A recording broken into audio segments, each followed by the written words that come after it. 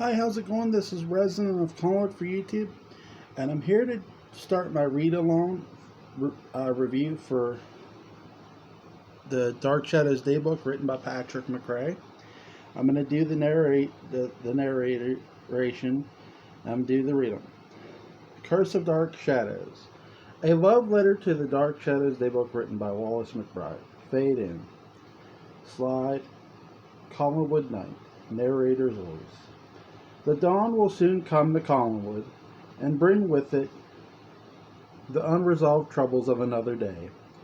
A man with an unusual compulsion sits hunched over an antique typewriter beside the oiled rhythmic noise made by the machine's carriage. There are no other sounds in the room, yet somehow fear and suspicion still persist.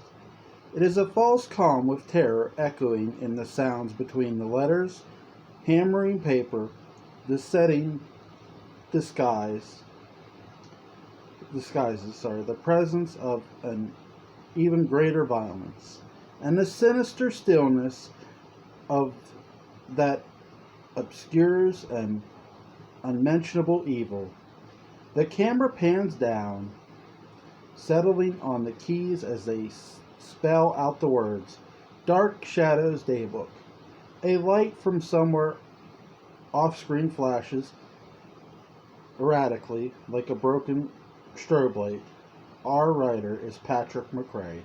He is obsessed.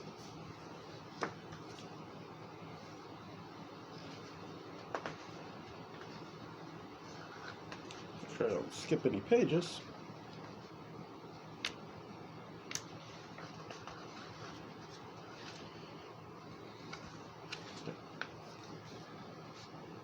Man from Another Place. This is a Formica table. Green is its color. Patrick M. McCray. That's of no use to me. You're not even from the right series. Man from Another Place. Sometimes we speak other things that cast no shadows. Patrick M. McCray. That's the other guy you're thinking of, Wallace. He distracts easily. There's a Dark Shadows Daybook due today, and you won't get in my way. The rhythm of the typewriter keys continues at the same pace. Throughout this conversation, the screen flickers awash with static. We hear McCray's voice as the picture fractures into the opening scene of episode 211 of Dark Shadows. Jonathan Frid is standing in the foyer of Collingwood, a weary smile on his face. The actor is unaware how his life and an entire genre is about to change forever. Patrick McCray. I don't know why I keep saying that. I'm sorry. No other character on television is quite as iconic in the same way as Barnabas Collins. Human in his frailty, mythic in his fate, he will chart at the very least, he was a figure designed to save a network television show, and potentially the careers of everyone involved. April 14th, 1967, was the most important day in a lot of lives, most especially the life of Dan Curtis. He had already introduced the reality of character prior with the image of the hand from the chain coffin. When I first saw that shot, it felt like it had always been in my memory, even though I'd never seen it before. It's simple, fierce, savage, and sudden. Back to the television. Barnabas Collins. Oh, madam, If you would you tell her that it's Barnabas Collins? This scene is an often visited spot in McCray's dreams. The register at the Collins Port Historical Society shows almost 10 10,000 10,000 visitors to this episode alone. McCray has been consumed by this obsession, dubbed by the shadowy cabal that runs the Historical Society. The Dark Shadows Daybook. The Daybook's existence can be traced back to 3 years ago this week. We cut back to the darkened room and the typewriter. McCray stops typing. The sounds of the keys echo for a moment in the darkness. Patrick McCray. Numbers, dates. Today is Tuesday in 2019. The episode is a Friday in 1969, but will air on a Wednesday, 2 weeks later. It's been 4 years. Man from Another Place. Moby Dick is a whale made of, that's a lot of words. So 206-052 words. So I'm not good with numbers. Patrick McCray. Herman Melville was an amateur. The Dark Shadows Daybook is already at 282-852 words and growing. Congrats, Patrick. The video flickers again, cutting out more abruptly this time to episode 649 of Dark Shadows. Patrick McCray. TV shows, but especially soaps, are vicarious homes. They are often for the lonely. The characters become family. The limited stage sets become extensions of the living room, especially now in the age of the 65 norm, and yes, we expect to see these new beloved family members punished on a regular basis. But Roger and David have something more profoundly disturbing about to happen to them. They both receive Quentin's mostly off-camera wrath. We cut back to the darkened room.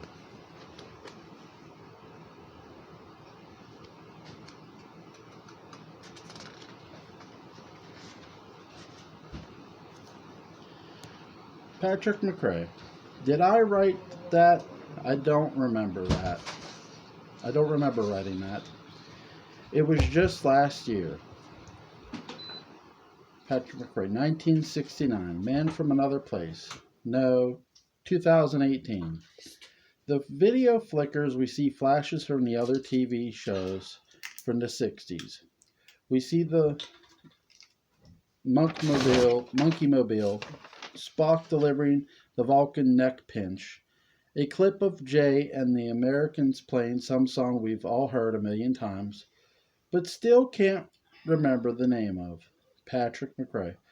All of the potential energy for Angelique to be a force for good is released by just a chance that Barnabas might believe in her. But there are transformations and resolutions all over the episode. Judah Zachary no longer has to wear the mask of Gerard and Jane Storm.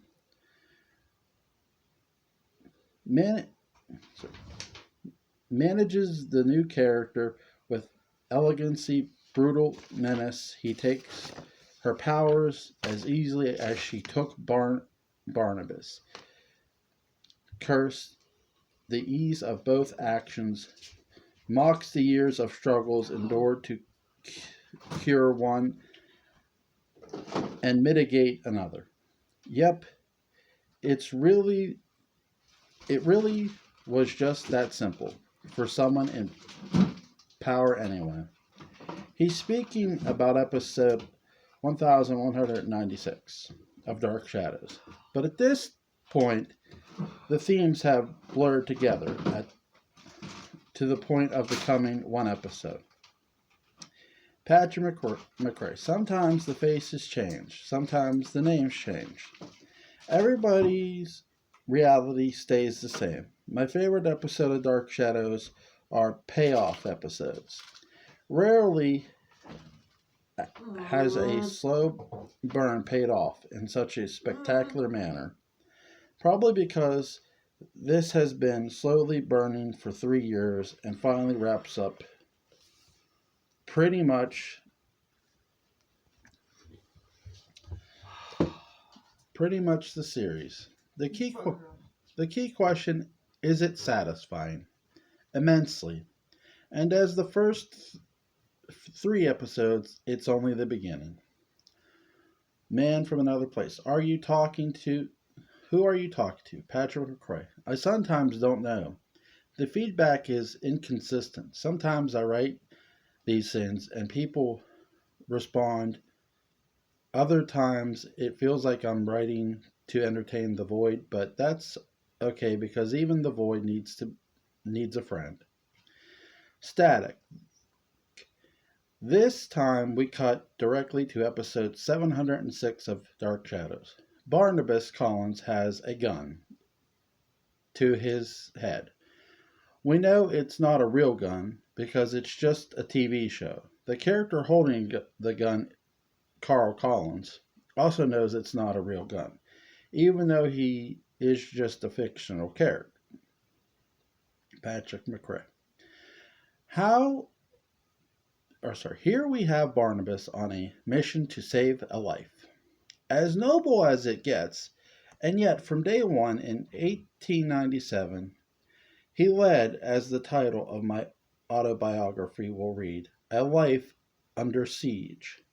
Rarely has he had a worse day than this one, and it gives him the chance to display his greatest power ever, which is the restraint he shows by not choking the living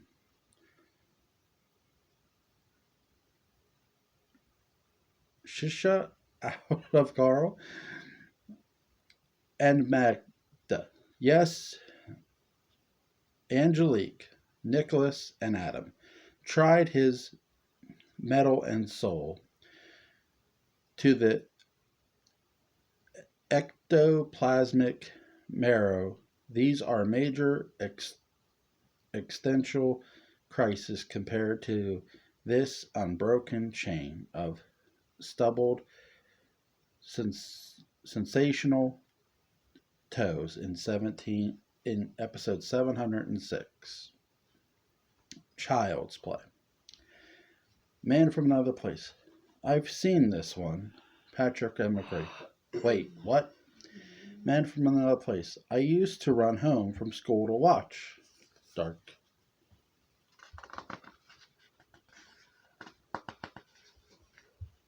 I'm not skipping a page. Patrick McCray. I think we're done here. The channel flips over to episode 650. Victoria Winters is preparing her exit from Dark Shadows. Betsy Durkin, in her final appearance on the show again. Betsy Durkin, in her final appearance on the show again, ably carries the episode with a Victoria pushed beyond arguably madness and into an understanding of time and destiny known by very few. Her farewell to Liz and Barnabas are as credible as if she'd been easing the part since 1966. Roger Davis puts in a performance both heartfelt and heightened, without ever straying into the ham-fisted. The unsung hero of the episode is Jonathan Frid. In saying goodbye to Victoria, we see the character's pain, his restraint, his compassion, and his wise dignity, of course. For Barnabas, his knowledge of her is fresh. He's known her maybe a year. That includes how they met in 1795. His feelings for her are fresher than we, the viewers, realize. Man from Another Place. That Betsy Durgan opinion isn't a popular one, is it? Patrick McCray. It's my daybook and my rules. Another flicker is an old man stands at the doorway to Collingwood. Patrick McCray. At its core, people desperate to solve a problem rooted in paranormal unknowns, the solution intoned by candlelight is equally mysterious. The strange working used to summon Baphomet has all the logic of a dream, meaning none, yet it must be and is trusted implicitly, like a dream. It is mundane yet dramatic. It works with dream like lightning to match. Rarely is the show this dark, yet steady and powerful. Full episode 449 is rich with atmosphere that arises from the situation and characters rather than being desired, imposed, feel in search of a story. The screen begins to flicker again as the sound of a typewriter rises in the background. It's as if sound is pushing out. Vision, we cut quickly back to the darkened room. Patrick McCray is back to work. His body is here in the present. His mind has traveled backward in time to 1970 and 1840 and 2012 and 1795. The man from another place has gone back to, well, another place. Probably Lodi, New Jersey. Patrick McCray.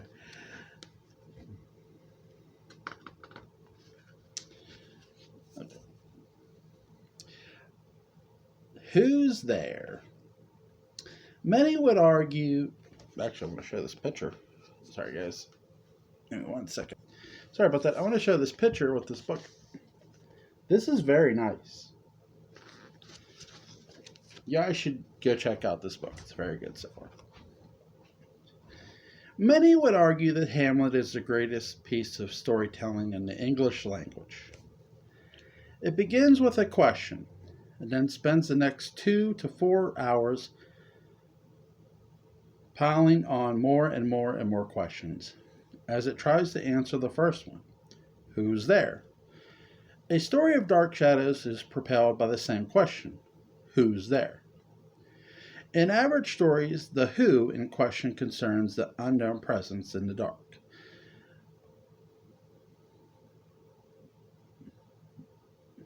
Methodically teasing the main character into an unwise, brave, and unavoidable quest for the answer. But this is where they begin. It's not where they necessarily end. All great stories are suspense stories. All great stories begin with a question and end with an answer. And the pursuit in between is what keeps us, in the best cases, spellbound. If you find yourself dissatisfied with so much modern storytelling, the sense of suspense may be what's missing. The suspense may come by seeking the solution to a central mystery. In more experienced or philosophical works, the suspense may originate from the existing nature of the question asked. How will the characters approach them? What will we be asked to ponder next? How much more will the author reveal? Dark Shadows is an ongoing blend of some literature's most renowned classics, and perhaps all of them include variations on the same question that sparks Hamlet. Who's there? It's not going to take the writers of Dark Shadows 450 hours to answer that. And so they swift the question, the who becomes about the searcher.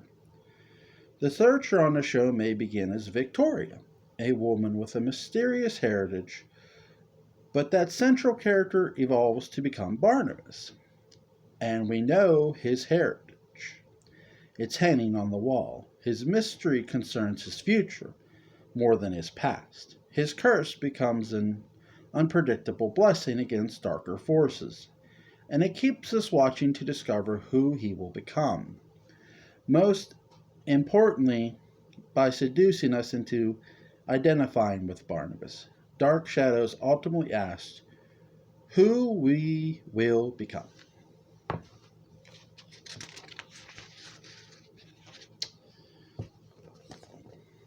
Guys, I want to show you where I'm stopping. I'm actually not going to read this next part because my kids will be home, but I know that's not a very long part to open this with, only 20 minutes. The next place I'll start tonight is The Suffering Olympics by Dana Gould, which is page 21. So I hope you've enjoyed part 1. I'm going to read part 2 tonight. I know that's a very short part 1, and I apologize. So I made it through 21 pages so far, and I'm sorry if I read too fast or muffed up some words. I apologize.